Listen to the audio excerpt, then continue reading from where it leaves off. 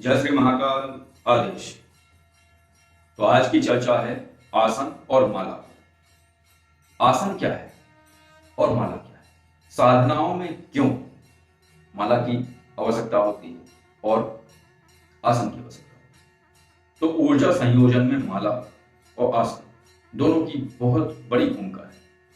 पहले क्या था कि जब आसन प्रयुक्त होते थे तो जो शांति कर्म है या पूजा पद्धति है या इष्ट स्मरण है यानी जाप है, वो 2-3 आसनों पर किया जाता था।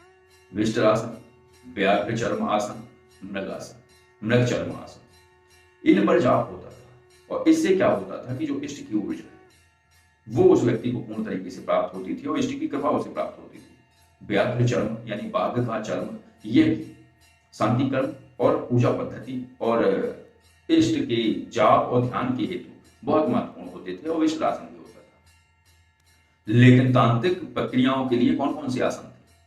तांत्रिक प्रक्रियाओं के लिए था मुंडासन, शवासन, कोमलासन और वैकल्पिक व्यवस्था के रूप में विष्टासन को भी प्रयोग किया जाता था। लेकिन विष्टासन में कुछ ऐसी प्रक्रियाएं करी जाती थी कि वो कोमलासन में परिवर्तित हो सकता था और शवासन के रूप में भी परिवर्तित हो सकता था, क्योंकि उसमें कुछ प्रक्रियाएं करके कुछ गांठें और कुछ वस्तुएं बांधी जाती थी, उनको मंत्र द्वारा अवमंत्रित किया जाता था। क्योंकि जब शवासन पर सवार होकर इसकी भी 2-3 प्रक्रिया होती है। जब साधक शव पर बैठता है तो किस प्रकार बैठे? अगर शव सीधा है, मतलब चित्त पीठ के बल लेटा हुआ है, लिटाया गया है उसको, तो फिर वो अश्वारूढ़ होकर उस पर बैठेगा। अश्वारूढ़ का मतलब है ना वो सिद्धासन लगाएगा ना वो पद्मासन लगाएगा। साधक उसकी छाती पर बैठेगा जैसे घोड़े के ऊपर बैठा जाता है, दोनों पैर फैलाकर। और दोनों पैर होंगे, उसकी दोनों बाहें फैला दी जाती हैं उसकी दोनों बाहों पर, और बाहों को ढक दिया जाता है कुशासन। लेकिन ये प्रक्रिया बहुत सधे हुए साधक करते थे, बहुत जानकार, क्योंकि जो अन्य सिद्धियां कर चुके हैं वो करते थे। क्योंकि इसमें उसके शव के उठने की संभावना बहुत ज्यादा होती थी। तो क्या होता था कि उसकी बाहें फैला दी जाती थी, खूंटियां गाड़ के उसकी दोनों बाहों को बांधा जाता था, उसके पैरों को बांधा जाता था। और जब जाप करता था साधक तो अश्वारूढ़ जैसे घोड़े पर बैठा जाता है, दोनों पैर डालकर, और वो दोनों पैर जैसे उसमें काठी में डाले जाते हैं जिसपे चढ़ा जाता है घोड़े पर, ऐसी तरीके से उसके दोनों बाहों का इस्तेमाल करता था। वो दोनों बाहों पे अपने पैर निकालेगा। लेकिन ये प्रक्रिया थोड़ी सी अलग होती थी। दूसरी प्रक्रिया ऐसी होती थी कि शव को औंधे, मतलब पेट के बल लिटाया जाता था, और फिर उसकी पीठ पर शवासन, मतलब सिद्धासन, शवासन पे तो वो है ही, सिद्धासन की तरीके से आसन लगाया जाता था। लेकिन उसके पहले भी कुछ प्रक्रियाएं होती थी। कुछ यंत्र बनाए जाते थे उसके पैरों के तलों में, और एक यंत्र बनाया जाता था उसकी पीठ पर। और किस वस्तु से बनते थे, कौन से मंत्र जाप होते थे, 10 दिशाओं में 10 खूंटियां गाड़ी जाती थी, वो खूंटियां भी अभिमंत्रित होती थी। और जो वो जैसे कुशा का प्रयोग होता है तो उसके चारों कोनों पर कौन कौन सी विशेष पोटलियां बांधी जाती, बहुत गहरे रहस्य है।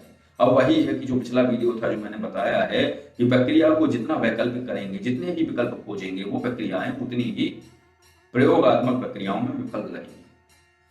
तो मुंडासन क्या होता है? अब मुंडासन भी 4 प्रकार के होते हैं। एक मुंडी आसन, त्रिमुंडी आसन, 5 मुंडी आसन, पंचमुंडी आसन और 9 मुंडी आसन। तो उसमें क्या होता है कि मुंडों का प्रयोग होता है, नर मुंड, नर कपाल का पूरा मुंड। तो उसको जो है पहले पंचगव्य से पूरा पंचगव्य में डुबोकर 7 बार निकाला जाता है। और पंचगव्य कैसे बनता है ये आप सभी को पता है। तो उसमें 5 बार डुबा के निकाला जाता है। फिर दूध से स्नान कराया जाता है, और दूध से स्नान कराने के बाद जल से स्नान कराया जाता है। और जल से स्नान कराने के बाद बीज और फिर क्या है कि तेल और इत्र से, मतलब जैसे तैयार करा जाता है, तैयार होता है, जैसे लोग तेल फुलेल लगा के फिट होते हैं, इसी तरीके से उनको तेल से मालिश की जाती है, इत्र लगाया जाता है उस मुंड को। और फिर जो है तिलक और पुष्प, सुगंधित पुष्पों से विधिवत उनका पूजन होता है उस मुंड का। और विधिवत पूजन करने के बाद उसको आधा हाथ गहरा, मतलब 1 फुट मान लो, गहरे गड्ढे में रखा जाता है। उसके ऊपर मिट्टी डाल के एक आसन तैयार होता है, उस पर एक यंत्र बनाया जाता है। यंत्र बनाने के बाद उसके ऊपर विष्टासन डाला जाता है, और उस आसन पर दूर बैठ के साधक पूजा करता है महाकाल। ये आसन उन्हीं का होता है, पहले उनका पूजन होता है, आसन का पूजन होता है, और बाबा महादेव का महाकाल का ध्यान करते हुए उनका पूजन होता है। पूजन करने के बाद साधक उनसे अनुमति लेता है कि मुझे इस पर बैठ के वो करनी है, आराधना प्रार्थना करता है। फिर वो उस पर बैठता है, और बैठने के बाद फिर वो साधना आराधना करता है। जैसे 10 महाविद्या में इस प्रकार की साधनाएं और इन आसनों पर ही वो संपन्न हो सकती हैं। जैसे तारा महाविद्या है, षोडशी है और छिन्नमस्तामा है। इस प्रकार की साधनाएं सहज आसनों पर नहीं होती हैं। इनकी सिद्धि और कृपा प्राप्ति के लिए वो मुंडासन का प्रयोग होता है। तो इसी तरीके से एक मुंडी आसन, त्रिमुंडी आसन, पंचमुंडी आसन और नौमुंडी आसन निर्मित किया जाता है और बाबा महाकाल के निमित्त वो समर्पित किया जाता है। उनसे प्रार्थना की जाती है। प्रार्थना करने के बाद उनका पूजन होता है विधिवत। पूजन करने के बाद वो साधक उनसे अनुमति मांगता है, तब फिर उस पर बैठ के अपने आप को शिव तत्व स्वरूप को मानकर और फिर वो आराधना करता है। नहीं तो इतनी प्रचंड शक्ति का वेग, आप साधारण आसन कंबल के ऊपर बैठकर आप साधना करेंगे, आपको उठाकर फेंक दिया जाएगा। तो बस ऐसी प्रक्रियाएं होती हैं कि माला भी बहुत आवश्यक है। अब इसमें इन साधनाओं में जब आप मुंडासन पे बैठे हैं तो निश्चित रूप से आपके पास महाशंख माला होनी चाहिए। अगर महाशंख माला नहीं है तो अन्य माला वो ऊर्जा वेग सहन नहीं कर पाएगी और इसमें क्या होता है, साधक की मृत्यु तक हो जाती है। अगर सही प्रक्रियाएं नहीं है, सही जानकारी नहीं है और वो बिना गुरु के, बिना मार्गदर्शक के इस क्षेत्र में प्रवेश करता है तो वो अपना जीवन खो सकता है। क्योंकि प्राप्ति की आस उतनी रहे, अगर होने के लिए आपके पास कुछ नहीं है तो भी बेकार है। क्योंकि ये होता है ना कि इष्ट के निमित्त आप सब चीजें समर्पित कर सकते हैं, सभी अपने आप को, लेकिन कोई बात नहीं।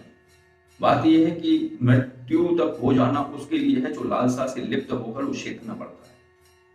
तो उसके लिए असफलता का केवल एक ही मानक है कि वो या तो मतिभ्रम का शिकार हो जाएगा, पागल हो जाएगा और या फिर वो जो है मरणासन स्थिति में पहुंच जाएगा, क्योंकि वो ऊर्जा वेग सहन नहीं कर पाएगा। तो इस प्रकार की प्रक्रियाएं होती हैं।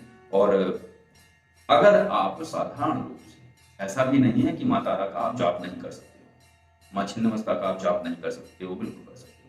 हाँ, एक और है, गृहस्थ और लिप्सा से भरा हुआ, वासना से भरे हुए साधक हैं, जो कामना से भरे हुए जो साधक हैं, वो शय्या आसन का प्रयोग करें।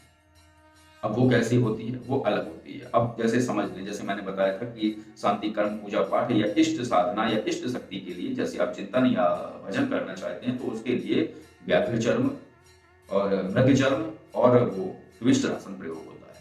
तांत्रिक क्रियाओं के लिए मुंडासन, शवासन, विष्टासन, कोमलासन। कोमलासन क्या है, मैंने एक वीडियो के माध्यम से काफी आसनों के विषय में बताया था। वो याद नहीं आ रहा है कौन सा था, वो शायद छिन्नमस्ता साधना करके था, बच्चे बैरोचित, ऐसे ही कुछ वीडियो था। तो उसमें विस्तृत रूप से बताया गया। विस्तृत तो ये भी है लगभग। तो कोमलासन होता है, उस आसन के प्रकार होते हैं। आसन अगर एक हाथ का है तो अलग प्रभाव देगा, दो हाथ का है तो अलग प्रभाव देगा। एक हाथ तक का आसन वो होता है कि जो कोमलासन की ही बात हो रही है, तो एक हाथ तक का वो आसन होता है कि 1 माह से लेके 7 माह तक की शिशु का आसन, वो कोमलासन है। लेकिन अगर वही 5 वर्ष तक का है तब भी वो कोमलासन है, तो वो 2 हाथ का हो जाएगा, 1.5 हाथ, 2.25 हाथ का, 2 हाथ या 1.5 हाथ का हो जाएगा, तो वो कोमलासन है। तो उसके कई ऐसे रहस्य हैं कि जिनको सुनने के बाद चौंक जाना होता है। तो कोमलासन का प्रयोग करना है। और विष्टासन जो है, ये है कुशा का आसन।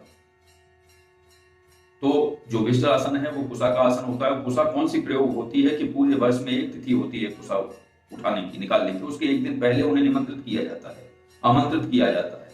आमंत्रित करने के लिए दूध चावल आदि से उनका पूजन होता है, फिर चला आता है वो साधक, दूसरे दिन जाता है। तो उस तिथि में, जब वो दूसरे दिन वो तिथि होती है, तब उनको निकाला जाता है। काटा नहीं जाता है, इसको किसी भी हथियार से नहीं काटा जा सकता है। अगर आप काटते हैं तो उनका प्रभाव कम हो जाएगा, तो उनको उखाड़ा जाता है। उखाड़ने के बाद जितना भी आपसे उखड़ सकता है, क्योंकि इतनी धार होती है कि अगर हाथ फिसल गया तो हाथ कट जाएगा उस आसन। तो बड़े आराम से निकालना होता है, फिर उसकी आसन निर्मित होती है, वो उस आसन को सिद्ध किया जाता है। और संस्कारित माला होती है, आसन सिद्ध होता है, तो आसन को सिद्ध किया जाता है। उसके चारों कोनों में कुछ विशेष अभिमंत्रित पोटलियां बांधी जाती हैं, जिससे आपकी जाप करते समय कोई भी योगिनी, कोई भी शक्ति आपकी जाप ऊर्जा न चुरा सके और आपको परीक्षाओं में न धकेल सके। इसमें एक और भयंकर बात होती है, जब शव आसन पर जब आप जाप कर रहे होते हैं तो क्या होता है कि उस समय आपको ऐसे ऐसे दृश्य दिखाए जाते हैं कि आप जाप रोक दो या उठ जाओ या घबरा जाओ। दृश्य कैसे, भूत प्रेतों के नहीं होते। जो व्यक्ति जिससे डरता है वो डर दिखाया जाता है। वो डर कैसा, मान लो वो अपनी पत्नी को बहुत प्रेम करता है तो छिन्न भिन्न हालत उसकी पत्नी का शव दिखा दिया जाएगा। इतनी भयंकर स्थिति होती है। अगर वो खुद के मारने का उसको ज्यादा डर है तो फिर उसे उस तरीके के भय दिखाए जाएंगे कि वो पड़ा हुआ है, आंखें बाहर पड़।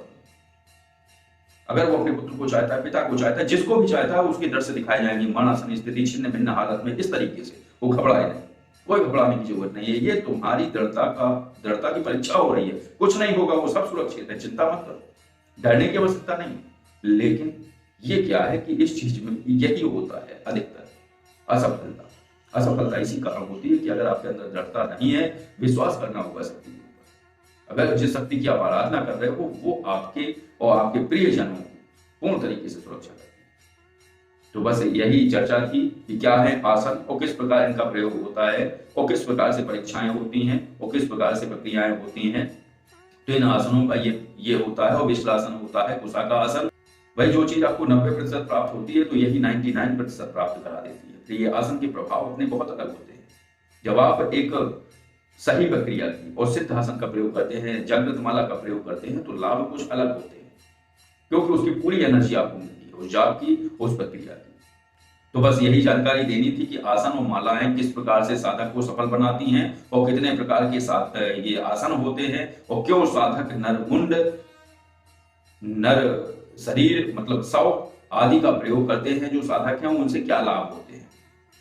तो बस आज की चर्चा इतनी ही थी। ये चर्चा और ये जानकारी आपको कैसी लगी? अगर ये चर्चा और जानकारी आपको अच्छी लगी हो तो वीडियो को लाइक करिए। और अगर आप किसी पारलौकिक विषय पर जानकारी चाहते हैं, किसी पारलौकिक समस्या में फंसे हुए हैं, जो चीज समझ नहीं आ रही है, तो इस विषय में आप उस चीज की जानकारी हेतु या उसके उपाय हेतु आप कॉलमी4 ऐप के माध्यम से हमें कॉल कर सकते हैं। कॉलमी4 को डाउनलोड करना होता है, उसमें जय योगेश्वर महादेव आईडी आप सर्च करेंगे, उस पर कॉल लगाएंगे, वीडियो पर मत लगाइएगा। और अगर आप किसी साधारण विषय पर जानकारी चाहते हैं तो ये जो नंबर स्क्रीन पर है उस पर आप कॉल और व्हाट्सएप द्वारा जानकारी ले सकते हैं। आदेश। जय श्री महाकाल।